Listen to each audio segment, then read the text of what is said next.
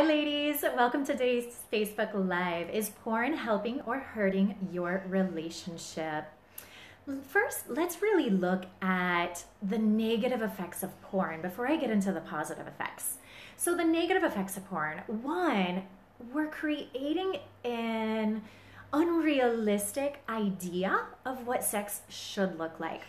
So if you are new to sex and you've never had sex, you're a virgin, you're a teenager, and you get introduced to porn and you start watching porn, you're going to be like, wow, oh my God, this is exciting, or this is not exciting, or this is bad, this is wrong, this is good, this is a turn on, this isn't a turn on. So you're going to create all these ideas about sex before you ever engage in sex. And in today's society, younger and younger children are getting access to porn. Why? Because their cell phone is literally attached to their hand and they can Google anything. I remember years ago, my brother today is 21 years old. He was able to Google porn when he was 5 years old. And that was 16 years ago. And I remember the first time I watched porn, I wasn't 5, I was 19, 20, 21 years old. So today, kids younger and younger have instant access to porn before they even know what sex is. So what is that doing to them besides creating this unrealistic idea of what sex looks like, of what a relationship between a man and a woman, or two men or two women look like? So what that does is these, let's for example use boys, because boys are a lot more prone to watching porn than girls are. They start younger with porn, with masturbating, with everything than girls are, because girls are shamed. Girls have all the points of views and belief systems that you're not supposed to touch yourself, you're not supposed to masturbate. So girls take a little bit longer before they actually make that step, make that jump to start investigating and exploring their sexuality, who they are, what they like, what they don't like. So when we look at boys, for example, who are looking at porn, that's their only reality that they know about how to give a girl pleasure, about what they like, what they don't like, about what sex looks like. So now they're going to go into an experience with a girl who's probably a virgin, and they're going to recreate what they saw in porn, whatever they decided they like. And if this girl doesn't have a voice, if she doesn't know what she wants, what she likes, what she doesn't like, she's going to be like, I'm not liking this because that's what he's doing. He's doing what he saw in porn. He's doing what he knows he likes. So it creates a disconnect. It creates problems in sex lives. Even 20 years together, couples still have problems in their sex life because they're not on the same page with what they like, what they don't like, what turns them on, what doesn't turn them on. And they've never really discussed their sex life, their sexual compatibility, their likes, their desires, their fantasies, what they need and what they want. So coming back to this example of teens who are using porn now as their only source of information of what sex looks like.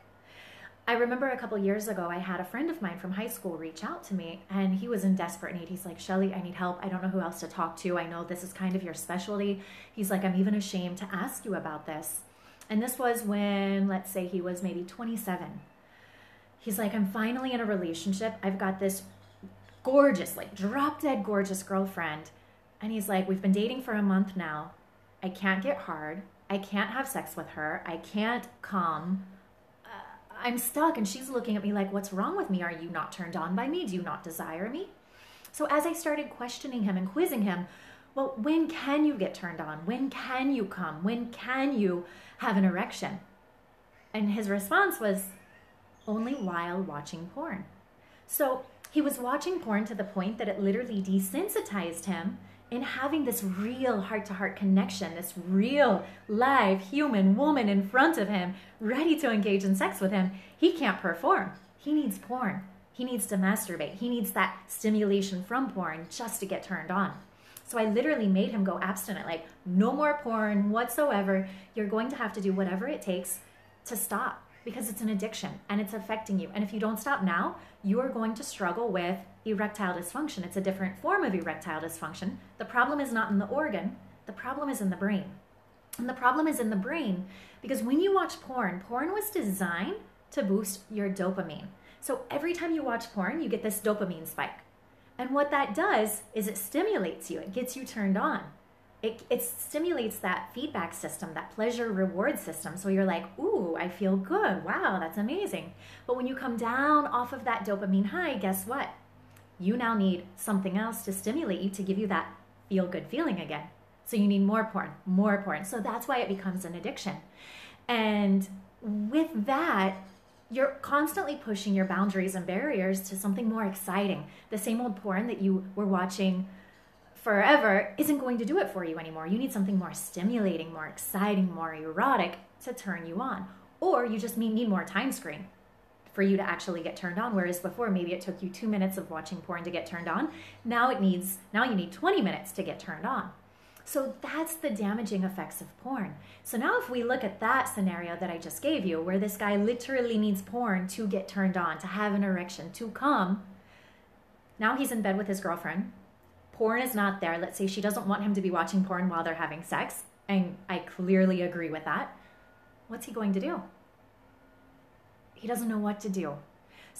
And she doesn't know what to do either, but it puts pressure on her now, for example. She now has to step up her game and become more stimulating, more exciting, more erotic, more of that freak in the sheets just to turn him on.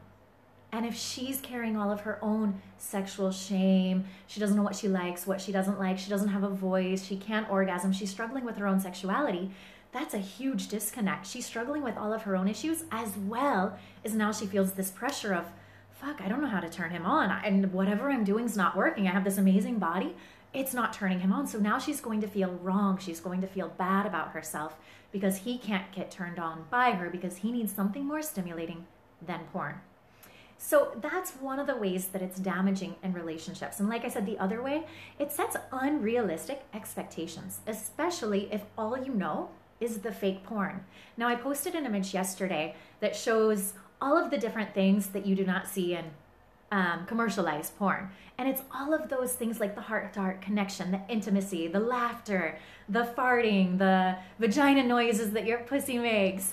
So there's all these things that we don't see in quote-unquote porn that's actually real. You don't see the man struggling to take his underwear off or the woman struggling to get her bra off. So there's a lot of things that set these unrealistic expectations. Or, for example, if, you guys have read 50 Shades of Grey, everything goes so smoothly until you try to take it to the bedroom and then you realize, oh my, there's a little bit of uncomfortableness, that, silence, that awkward feeling of, okay, what next? What do I do? How do I do this so smoothly like I read in 50 Shades of Grey? So everything does not go the way you see in porn or the way you see in erotica. So how do we overcome that? What do we do with that? That's where it's important for you to create your own sexual reality, create your sex life how you want it. And that, again, requires you to get over your belief systems, limitations, inhibitions, shame, fear, anxiety, body image issues, everything else that's really stopping you from knowing who you are as this fabulous, divine sexual goddess. Now, how can you use porn to enhance your relationship, to spice up your sex life? How can you use it in a healthy way? And this is how I use porn in my relationship to bring my husband and I closer together. I do not need porn, nor does he need porn to get turned on. However, we do use it to stimulate our sexual energy. So there is that difference. We don't need it. I could give it up tomorrow and never watch it again, and I will still be able to turn myself on and have an imagination of what I want my sex life to look like. But for a lot of people, they need to use porn to start having an imagination, to spice up their sex life, to start doing different things, to come up with different positions they would like to try. Because if you've been in a marriage or a relationship for 10 years and your sex life is, let's say, vanilla, complacent, it's the same thing, it's routine, it's mundane, it's always the same 2 or 3 positions, there's no excitement, no lust, no passion, then you're going to start feeling bored. And if you don't have an imagination, if you can't think of what else you can introduce into your sex life, that's where porn can come in. You can start looking at porn to get ideas, to discover new positions, to be like, oh my God, I never thought of that. That looks interesting. Let's try that. And what I do is I use Tumblr, for example. And Tumblr is an app just like Instagram or Facebook, but it has blogs. Recently, they've been taken down. A lot of their not safe for work blogs have been removed, or images have been removed that are too sexually explicit, because Yahoo bought them, and they're, a Christian-based company, and they have all their points of view. So they wanted to get rid of all the porn blogs. But there are still some blogs on there that do have some images, GIFs, as well as videos. And for me, That is more real porn. It's users uploading things. It's GIFs that have been taken from some porn videos that look a lot more real. But it's also safe. You're not going to get a virus on your phone, like if you're going to some website. So I prefer to use that. I don't use any other websites. And then what I do is I'll save images to my phone that I like of different positions, things I would like to try, things I've never done, my fantasies, and then I text them to my husband. So it creates open and honest communication without the face-to-face confrontation with my insecurities or whatever showing up like, oh, you want that? Oh, maybe I don't. So it gives me time to stop and look at it, embrace it, process it, and then respond. You know what? That's interesting. I don't know if I like that. So it allows me to find my voice and to express what I like and what I don't like and what I want more of. Because if you're not getting what you want in your relationship, sexting is an amazing way to be able to express and ask for what you want. Again, without that face-to-face confrontation, without making your partner feel bad, but in a fun, flirty, sexy, sensual way, because you can hint, hint, wink, wink, lots of emojis to turn your partner on and to let them know, hey, you know what? I would like more of this. Or when you did this last year, oh my God, I still think about that. And that makes me wet. That turns me on. So there are gentle ways that you can discuss your sex life with your partner using porn, using applications like Tumblr, to be able to create open and honest communication about your sex life so you can get your needs, wants, and desires met. And that is how I recommend using porn in a relationship to enhance your relationship, to spice up your sex life, to bring you closer together, and to become more sexually satisfied. You can also create date nights with your partner where you sit down and watch porn together, but you do not need porn to get turned on. So there is that fine line, like I said. If you could give up porn tomorrow, you like it, you love it, you can look at it, you can use it to enhance your relationship, but if you can give it up tomorrow and you don't need it, then you're in a good space. Porn is okay. It can be healthy. But if you're on that fine line where you need porn to get turned on, you can't give it up, you don't know what your life would look like without it, that's where it's crossed the line. That's where it's become an addiction. That's where now it's a problem and it's creating sexual dysfunction for men and women.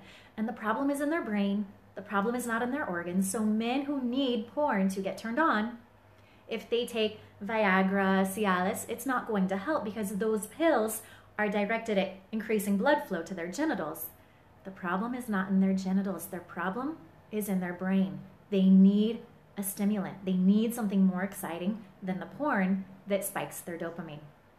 And if you're not that, there's going to be that struggle. So no matter what the guy does, whether he takes pills, no matter what you can do, unless you can up the porn that he's watching, he's always going to struggle. So that's where, as a partner, if you notice your partner has a porn addiction or he needs porn to get turned on, or if he's not turned on by you, but he can get turned on watching porn, then that's where you need to come back, have a heart-to-heart communication conversation with him, open up, express, share some of these statistics, because literally studies have been done on this. Share that, express your concerns, and look at how you can start using porn in a healthy way and not in that unhealthy, negative way.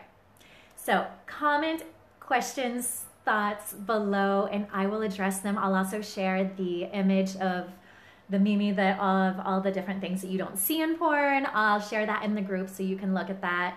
And then I'll also share the link to Tumblr so you guys can go ahead and start browsing Tumblrs to start tapping into what you like and what you don't like, so you can really discover who you are as a sexual being, because we're all sexual creatures. We all have needs, wants, and desires, but we put our own limitations and inhibitions on those sexual needs, wants, and desires. So I hope this helps you. Again, if you have any questions, comments, thoughts, comment below, and I will see you ladies next week. Have a beautiful day. Bye-bye.